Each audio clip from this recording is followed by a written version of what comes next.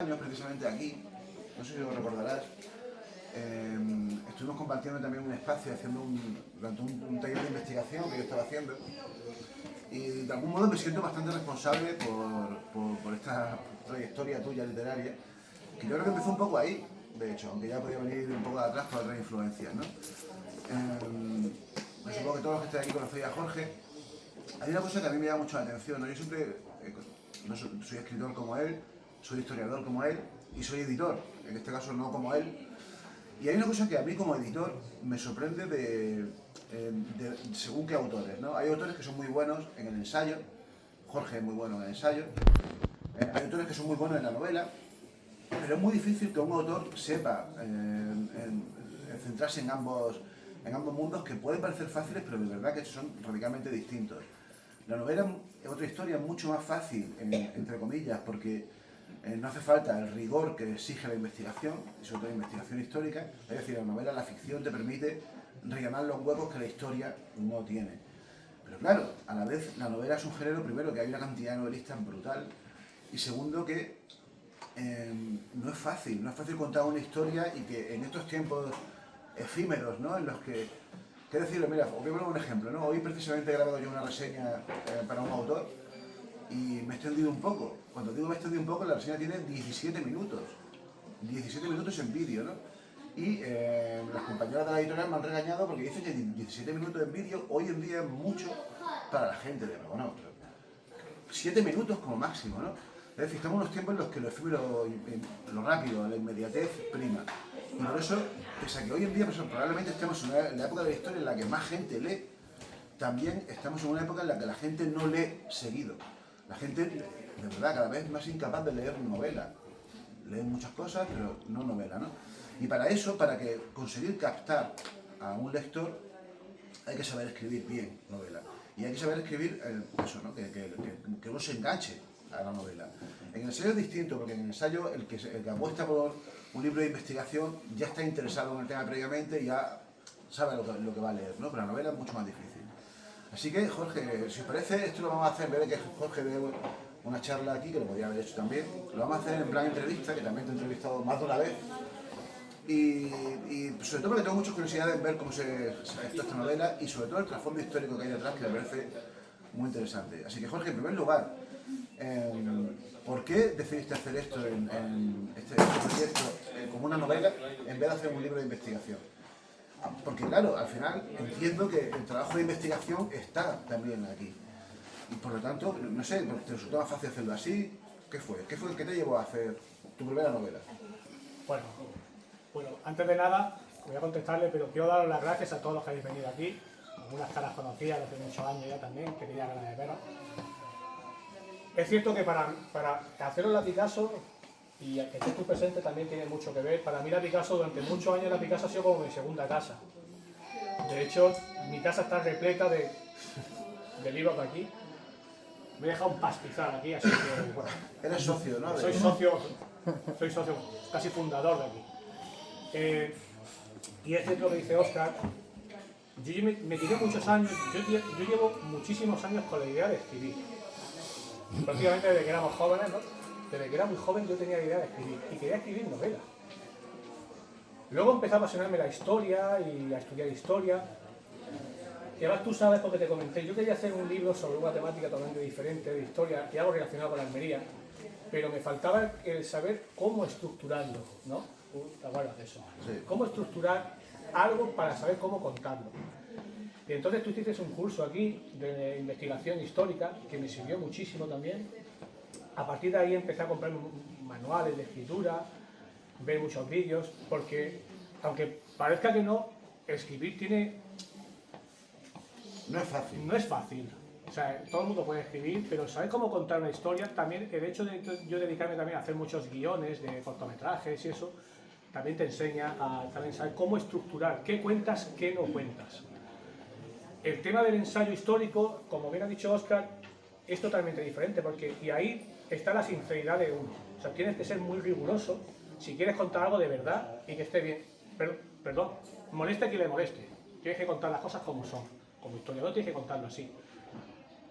pero te deja poco margen para, aunque tú puedes utilizar recursos narrativos en un ensayo, te deja poco recorrido, digamos, para tú ficcionar sobre cosas. La novela es diferente. Yo tenía muchas ganas de escribir una novela. Es cierto que esta historia, yo no sé, ¿alguien conoce? Antes de escucharme a mí por redes sociales o que alguno os he comentado de qué va la historia, ¿alguno conocíais la historia esta de que ocurrió en Münster, en Alemania, en 1534, 1535? Yo creo que todos, seguramente. ¿Sí? ¿Eh? Sí. ¿Quién no conocía esa historia? ¿A quién no le va a gustar una historia? Una historia de los anabaptistas de Münster. ¿A quién no le va a gustar una historia de los nazistas del siglo XVI? Bueno, pues... Además yo tenía también una cosa muy clara a la hora de escribir. Y era, necesito buscar temas que no sean muy manidos. Que no es que... Es decir, por ejemplo, Napoleón. Todos sabéis que escribí un libro sobre Napoleón, pero sobre la campaña de Napoleón. Todo el mundo conocía a Napoleón, todo el mundo conocía que Napoleón se había autoproclamado emperador. ¿A quién no le va a gustar Napoleón? Bueno, pero ¿quién sabía que Napoleón había estado en Egipto? ¿Y quién había llevado a Egipto? El otro libro que después que publiqué, todo el mundo ha escuchado El hombre del saco, los sacamantecas y ciertos crímenes, pero no existía un libro como tal que hablara de el origen real de todo eso, de dónde venía el hombre del saco, más allá de todo el mundo en Gádor. Mucha gente me preguntaba. El otro día estando en Rioja, una mujer que era de Gádor. El hombre del saco es de Gádor, sí, pero la figura del hombre del saco no es de Gádor. O sea, se hizo realidad, pero viene de la Edad Media, viene del siglo XII. Y esta historia empezó, pues tú te acuerdas que publicábamos unos artículos para la Ver Historia.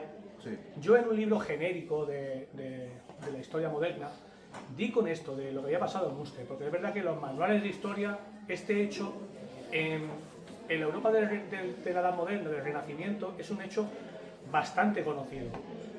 Después de la rebelión de los campesinos y eso, es un hecho por lo que significa y lo que vamos a hablar ahora.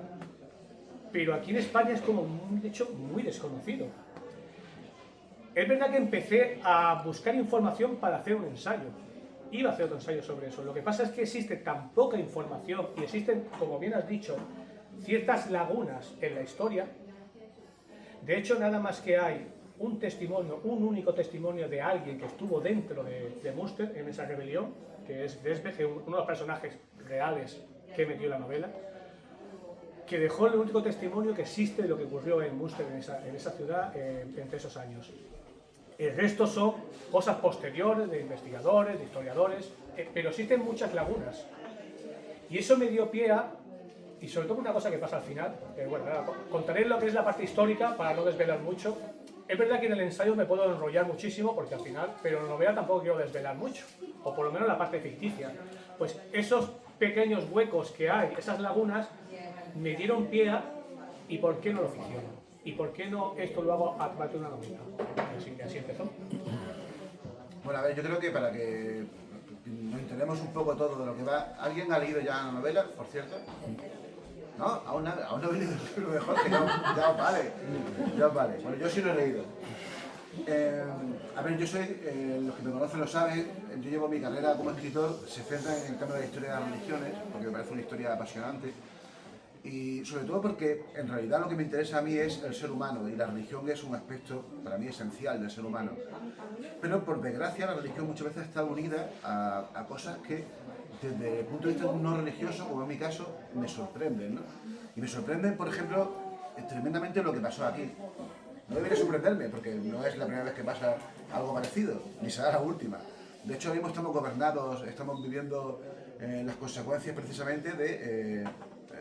un señor que se ha autoproclamado Mesías y que no ha tenido la más mínima dignidad a la hora de hacerse pasar por Jesucristo y que, pese a que dirige un país como es Estados Unidos, en el que por la constitución propia de Estados Unidos no se puede favorecer una religión por encima de otra, este señor no ha dudado en, por ejemplo, crear un gabinete para evangelistas blancos, no católicos, por cierto, en la Casa Blanca, ¿no? Algo que acabará seguramente prohibiéndose precisamente por la Constitución, ¿no?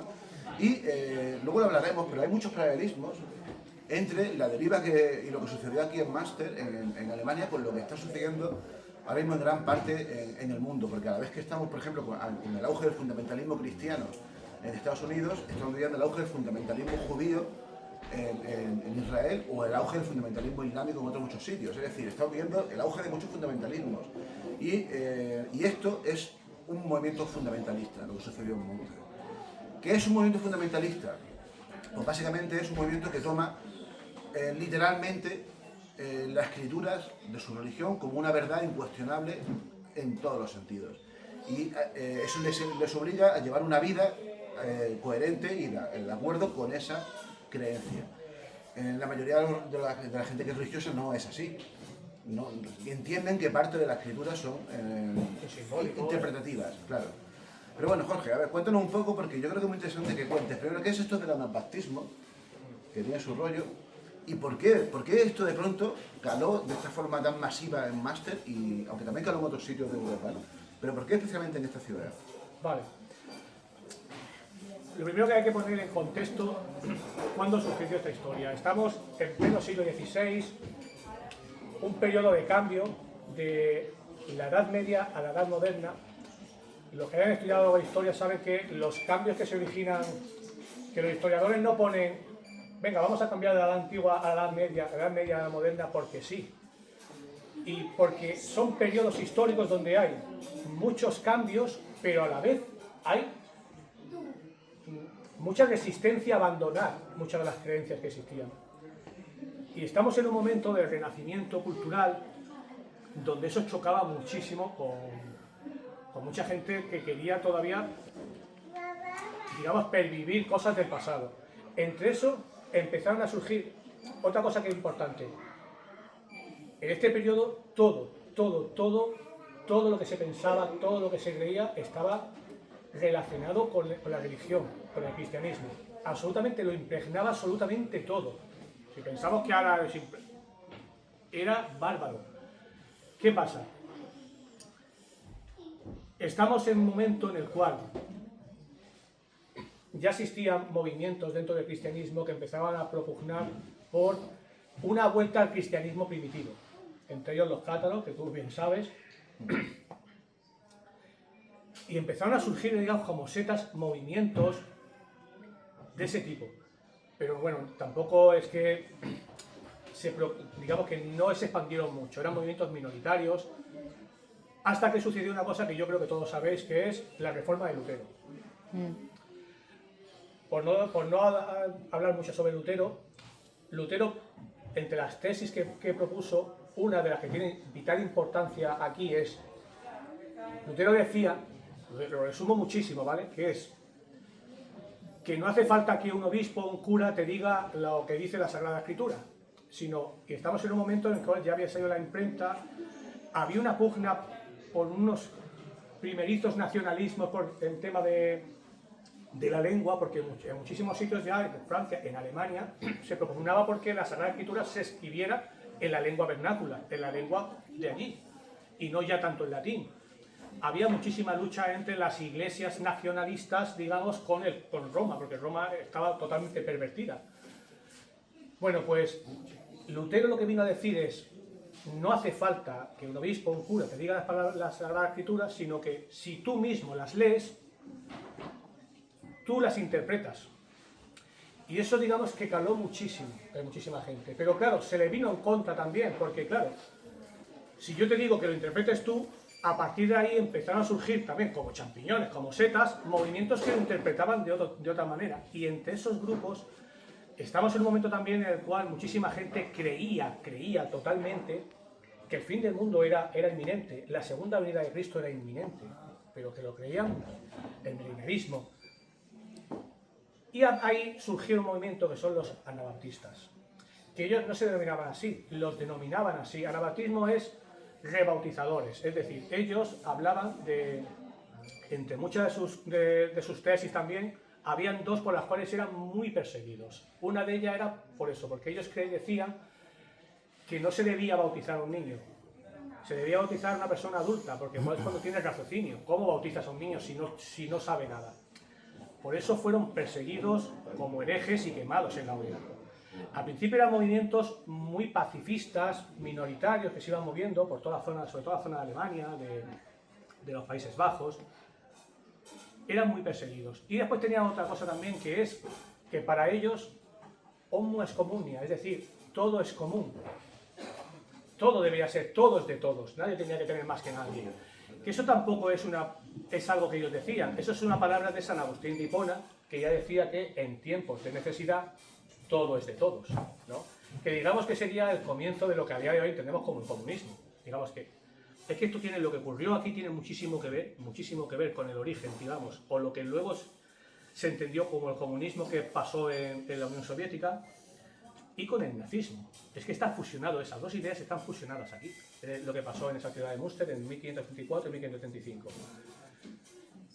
Estos grupos anabaptistas, como he dicho, eran muy pacíficos, pero empezaron a ocurrir una serie de hechos en la década de los años 20, 1500